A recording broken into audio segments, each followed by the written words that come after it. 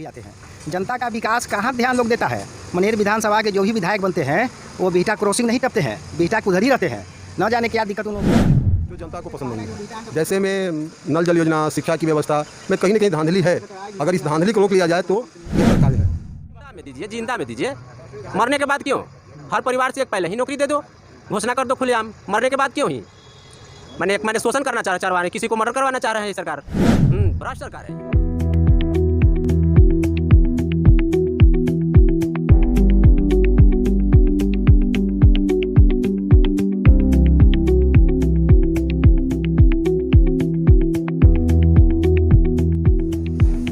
नमस्कार, स्वागत है आप सबका प्रयास न्यूज़ में। मैं हूं बंटी और आज मैं बिहार यात्रा के दौरान मनेर विधानसभा क्षेत्र के बिहटा के राघोपुर में स्थित हूँ। यहाँ पर हमारे साथ कुछ लोग हैं, तो आइए उनसे जानते हैं कि इस बार चुनावी दंगल में किनका पलड़ा भारी है। चाचा, अब आपसे जानना चाह रहे हैं कि इस बार बिहार में जो है किसकी सरकार हो? वर्तमान सरकार का भी काम बहुत अच्छा रहा है बिहार के अंदर में। हो सकता है कि इन्हीं का गवर्नमेंट पुनः आए, नीतीश जी का, इसलिए कि बिहार का सर्वांगीण विकास हुआ है। रोड हो, मेडिकल का क्षेत्र हो, या पढ़ाई लिखाई हो, या जल हो, या ग्रामीण विकास हो, बहुत ज़्यादा अच्छा काम हुआ है। अब आगे जनता किस पर ज़्यादा फोकस डालती है वो जनता के ऊपर जाता है। लेकिन वर्तमान सरकार बहुत अच्छा काम कर रही है बिहार के अंदर में लगातार 15 वर्षों से।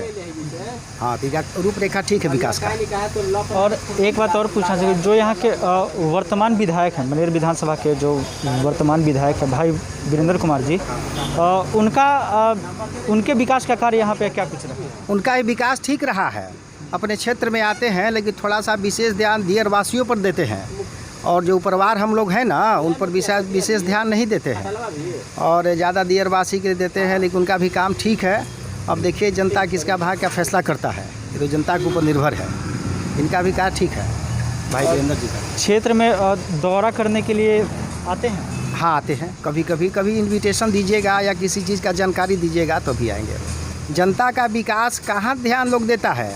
मनेर विधानसभा के जो भी विधायक बनते हैं वो बिहटा क्रॉसिंग नहीं टपते हैं, बिहटा के उधर ही रहते हैं। न जाने क्या दिक्कत उन लोगों को होता है। कभी भी इनको हम बिहटा प्रखंड में भी नहीं देखते हैं कि वीडियो से सीओ से आकर बात करें। यहाँ के किसान भाइयों का, आम जनता का क्या दुख दर्द है, उसके निवारण के लिए कोई कार्य नहीं करते विधायक जी। उधर ही रहते हैं। हम लोगों का ज़्यादा वैल्यू उनके पास है नहीं, ये बात है। मुख्यमंत्री 7 निश्चय जल योजना जो है, ये मुख्यमंत्री का एक कल्पना था कि पानी का लेयर बहुत तेज़ी से भाग रहा था हम लोग के क्षेत्रों में, या पूरे बिहार की स्थिति थी। कि हर एक घर में जल देना, कि कोई को मीठा पानी या पीने का पानी का दिक्कत न हो। तो ये सभी घर में जल नल योजना सफल है और बहुत अच्छा से काम हो रहा है हर एक पंचायत में। और मुखिया जी लोग भी और वार्ड मेंबर भी बहुत सक्रियता के साथ इस वर्क को कर रहे हैं। इसमें कोई परेशानी नहीं है। जल नल योजना तो बहुत सुंदर चीज़ है, सबको स्वच्छ पानी मिलेगा। जानते हैं कि पानी पर क्या होता है कि पानी से 1000 बीमारी आता है, और पानी स्वच्छ मिलेगा तो आदमी से स्वस्थ रहेगा। ये योजना ठीक है मुख्यमंत्री। और किसानों के लिए क्या कुछ कर रही है सरकार? किसानों के लिए बहुत सा स्कीम है जो मुख्यमंत्री नीतीश कुमार ने दिया। जैसे किसान क्रेडिट कार्ड जो मामूली 3% पर ईयरली दिया जाता है, और कभी कभी तो पूरा का पूरा ऋण माफ़ हो जाता है। फर्स्ट का किसानों के लिए। दूसरा, हर एक किसान के लिए एक आया है नया स्कीम की, पूरे प्लॉट का सर्वे करके उनको जो पानी का संचय का व्यवस्था करना, मतलब खेत को पटाने के लिए उनको दिक्कत न हो, इस तरह का योजना लागू हुआ है 2-3 महीना पहले। तीसरा किसानों के लिए आया है किसान फसल बीमा। जैसे किसान लोग रोप देता है अपना धान, गेहूँ या रबी या खरीफ कोई भी फसल, उसको कीट पतंग खा जाते हैं, किसी या प्राकृतिक आपदा से ख़राब हो जाता है, तो उसको पर हेक्टेयर 7000 रुपया इंश्योरेंस का बिहार गवर्नमेंट दे रही है। और चौथा हो गया कि जो अभी में जो भी किसान बिजली कनेक्शन लेना चाहते हैं और अपने पटवन के लिए, खेती के लिए, उनको निःशुल्क व्यवस्था किया गया है। उसमें 1 पैसा नहीं लगेगा। वो किसान बंधु को 60 यूनिट तक निःशुल्क उनको बिजली दिया जाएगा। ये व्यवस्था किसान के लिए किया गया है। आपके कहने का मतलब कि कहीं ना कहीं नीतीश कुमार ठीक है ना? हाँ, मिला जुला कर ठीक है। बिहार में बाहर है नीतीश कुमार। अभी बहुत से दावेदार हैं, पर वर्तमान मुख्यमंत्री काफ़ी अच्छे काम कर रहे हैं फिलहाल। लेकिन तेजस्वी भी विपक्ष में आ रहे हैं। अगर विपक्ष मजबूत होता है तो इनके ऊपर समस्या उत्पन्न हो सकती है, क्योंकि कहीं न कहीं विकास के साथ कुछ ऐसे काम भी इनके हैं जो जनता को पसंद नहीं है। जैसे में नल जल योजना, शिक्षा की व्यवस्था में कहीं न कहीं धांधली है। अगर इस धांधली को रोक लिया जाए तो बेहतर कार्य है। जहाँ तक शिक्षा की बात है तो बिहार में शिक्षा व्यवस्था बिल्कुल चौपट है।